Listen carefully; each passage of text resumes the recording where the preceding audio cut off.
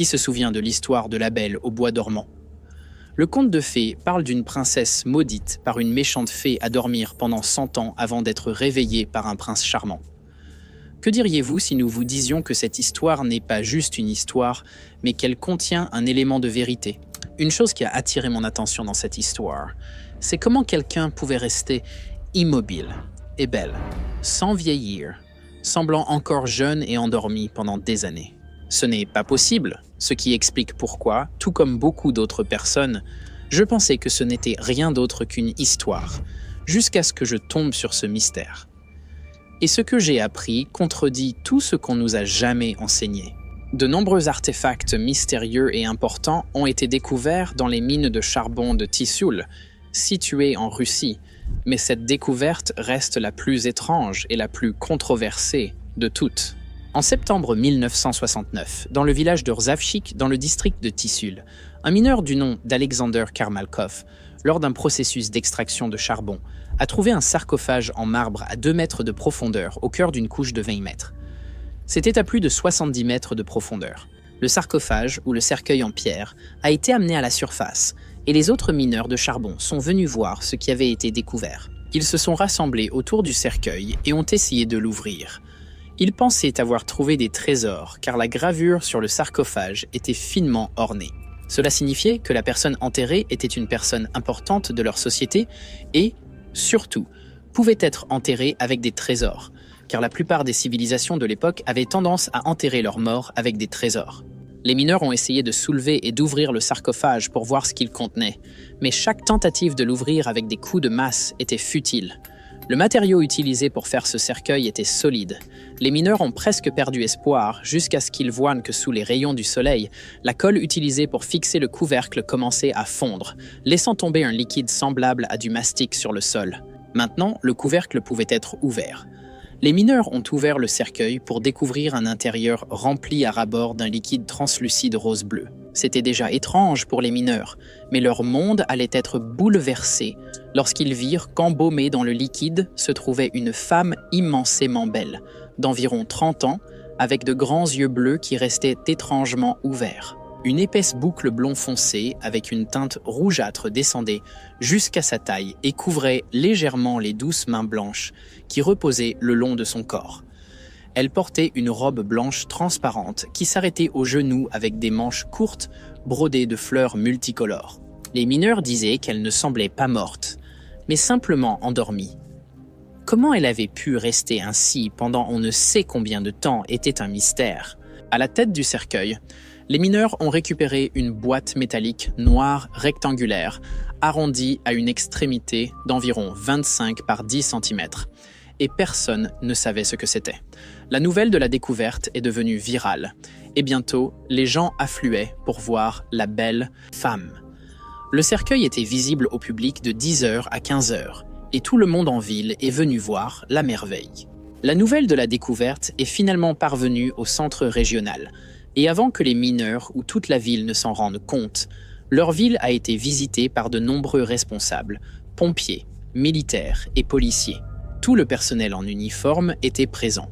Peu de temps après, un hélicoptère de couleur brique est arrivé de la zone et a déposé une douzaine de camarades respectables habillés en civil. Ils ont immédiatement dit à tout le monde de quitter le cercueil parce que l'endroit était, je cite, infectieux. Ils criaient « contagieux » à plusieurs reprises pour effrayer les gens et les faire fuir. Et ça a marché. En quelques minutes, seul le personnel autorisé était en vue. Des agents du gouvernement en costume gris sont venus sur le site pour le mettre en quarantaine. Ils ont installé une clôture autour du site de la découverte et ont pris les noms de tous ceux qui avaient touché le cercueil ou s'en étaient approchés, apparemment pour un examen médical urgent, car ils étaient jugés contagieux. Les témoins ont tous été regroupés et maintenus en isolement pendant plusieurs jours, tandis que des agents de sécurité veillaient sur eux. Les témoins ont été menacés de ne rien dire à personne au sujet de la découverte étrange avant d'être libérés. Ensuite, ils ont essayé de charger le cercueil dans un hélicoptère, mais il était trop lourd. Alors ils ont décidé de retirer le liquide rose pour faciliter la tâche. Dès que le liquide a été pompé hors de la boîte, le corps de la femme a commencé à devenir noir juste devant eux. Les yeux sont devenus noirs et le corps a commencé à se décomposer. Ils ont rapidement arrêté et ont reversé le liquide dans le cercueil, et le corps a commencé à retrouver son éclat. Après 1 minute, ses joues ont recommencé à rougir et tout son corps est redevenu comme avant. Ils n'avaient pas d'autre choix que de transporter le cercueil, tel quel, avec son liquide, jusqu'à Novosibirsk. Les morceaux de mastic et la terre sur le sol ont été mis dans des sacs en plastique, et les témoins ont été priés de partir. Quelques jours plus tard, un professeur âgé de Novosibirsk est venu à Rzavtchik et a parlé dans un club du village des premiers résultats des divers tests de laboratoire effectués sur la princesse de Tissoul. Honnêtement, je ne sais pas pourquoi il a fait cela, et c'est probablement pourquoi la plupart des critiques qui ne croient pas à l'histoire utiliseront toujours cet homme comme preuve que l'histoire est fausse. Pourquoi le gouvernement garderait tous ces secrets pour ensuite envoyer quelqu'un parler de ce qu'ils ont découvert? Ça n'a pas de sens. Quoi qu'il en soit, le professeur a dit que cette ancienne découverte changerait complètement la façon dont les gens pensent à l'histoire. Ce qu'il faisait n'était qu'un aperçu, et que bientôt, les experts soviétiques partageront les résultats de leur travail qui surprendront tout le monde dans la communauté scientifique. Eh bien, cela, ils ne l'ont pas fait, donc ils lui ont probablement menti. Le professeur dit que la tombe a au moins 800 millions d'années. C'est important, car si ce qu'il dit est vrai, cela signifie que la théorie de Darwin selon laquelle l'homme évolue du singe est fausse. Eh bien, cela signifierait qu'il n'y a pas d'évolution et que les humains et tous les êtres vivants actuels sont les mêmes que tous les êtres vivants qui ont jamais existé depuis le début des temps. Tout comme la plupart des religions vous le diront. Cela signifierait que la femme a été enterrée pendant la période carbonifère de l'ère paléozoïque, ce qui signifie qu'elle était vivante bien avant l'existence des dinosaures. Déjà, c'était une énorme controverse dans le monde scientifique. Selon le professeur, un test génétique effectué sur elle a montré que le corps avait une ressemblance de 800% avec un homme russe moderne. Le professeur a émis l'hypothèse que le cercueil d'origine du corps de la femme se trouvait dans une crypte en bois au milieu d'une forêt dense. Au fil du temps, la crypte a été complètement enterrée profondément sous terre, s'est effondrée et a été privée d'air pendant des centaines de millions d'années, la transformant en un banc de charbon monolithique. Cette révélation a suscité des questions et des théories chez les gens, essayant de comprendre l'énigme qu'était cette femme. Au début, les gens pensaient qu'elle venait d'une race extraterrestre. Même aujourd'hui, certaines personnes croient encore cela, car le cadavre de la femme a soulevé plus de questions que de réponses. Pour commencer, le tissu utilisé pour fabriquer la robe de princesse que portait la femme ne peut pas être expliqué par la science. En fait, la technologie pour la production de tels matériaux n'a pas encore été inventée par l'humanité, et c'est plus que ce que nous pourrions jamais fabriquer. Les vêtements eux-mêmes ne se sont pas décomposés. Le liquide rosâtre dans lequel elle était immergée ne peut pas être expliqué, ni comment il a gardé son corps aussi frais malgré son décès depuis des siècles. Seuls certains de ces composants constitutifs ont été identifiés, formés par les plus anciennes variétés d'oignons et d'ail. Certaines personnes croient même que ce qui a été trouvé n'était pas le corps d'une femme, mais un biorobot, qui est comme une copie de la véritable personne qui représentait une super civilisation puissante. Ils croient que le robot a été placé dans le tombeau intentionnellement pour transmettre beaucoup d'informations aux générations futures, et que la boîte en métal trouvée à la tête de son cercueil pourrait être son moyen de communication. Quoi qu'il en soit, il est très certain que cette femme appartenait à un niveau de culture supérieur à tout ce qui a été découvert jusqu'à présent, y compris le nôtre. La découverte a été déclarée sujette à des recherches en cours avec des révélations à venir promises au public. Mais quand avez-vous déjà vu le gouvernement partager ces découvertes avec le public? Au lieu de cela, en moins d'une semaine, l'armée a entouré Rzavtchik, enterré le site de la découverte, et dit à tous ceux qui ont vu ce qui s'est passé de l'oublier. Les personnes qui ont refusé d'abandonner et ont continué à chercher la vérité sur la princesse endormie sont mortes mystérieusement ou ont eu des accidents. Par exemple, l'un d'eux est allé de dossier en dossier et a même écrit une lettre au comité central. Cependant, 1 an plus tard, il est commodément décédé d'une insuffisance cardiaque. C'était la version officielle. Au cours de l'année suivante, un par un, les 6 pionniers qui ont vu le cercueil ont été tués dans des accidents de voiture. Cela signifiait que les témoins de l'événement étaient réduits au silence pour toujours. En journalisme, votre source compte. Personne ne prendra votre histoire au sérieux si vous n'avez pas une source crédible, et le gouvernement, à cette époque, s'en est assuré. Après 4 ans, des fouilles archéologiques ont été effectuées le long des rives et îles du lac Berchikul, près de l'endroit où la première découverte a été faite avec une protection militaire. Les habitants ne savaient rien à propos de la fouille. Tout ce qu'ils savaient, c'est qu'ils avaient juste déterré des tombes de l'âge de pierre. Le gouvernement s'est assuré que seules les personnes autorisées savaient ce qui se passait, un peu comme la zone 51. Il y avait un serment de secret, accompagné d'une menace de mort en cas de rupture. La vérité est sortie par un mineur qui travaillait dans la zone de quarantaine. Il était dans un bar et ivre.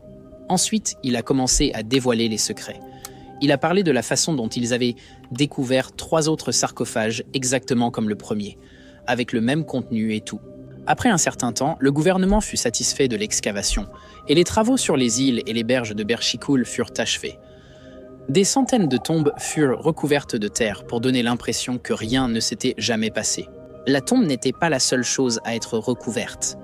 L'histoire aussi a disparu de la mémoire et, lentement, avec le temps, il a commencé à sembler que la découverte de la princesse de Tizul n'avait jamais eu lieu. La plupart des critiques de cette histoire ont dit que tout ce qui s'était passé n'était qu'une histoire exagérée. Rien de plus. Ils ont fourni des preuves définitives et des théories qui avaient du sens. Oui, il y avait une mine de charbon près du village de Rzavchik dans les années 1960.